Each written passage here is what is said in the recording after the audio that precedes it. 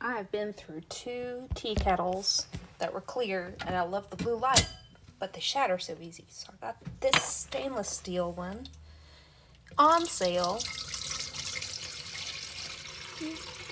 This is the first boil. Let's see how it does. Not so much on the indicator.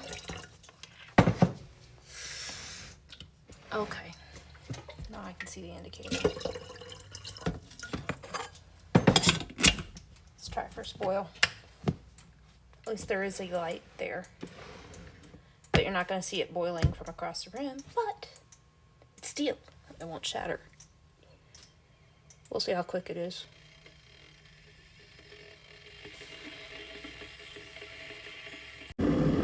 Okay, it's been almost 4 minutes and it's starting to boil a bit. It's starting to rattle and boil. Hasn't shut off yet though.